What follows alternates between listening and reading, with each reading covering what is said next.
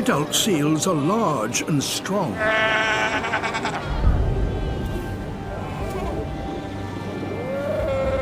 But their pups are neither.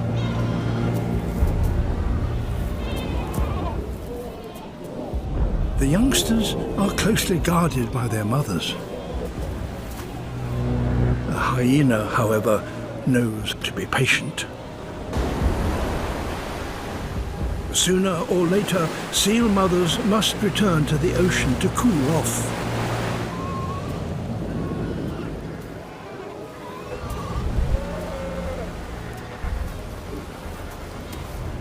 A single seal pup could feed a hyena and her family for days.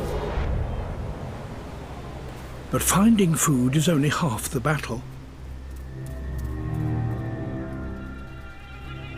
It now has to be carried back.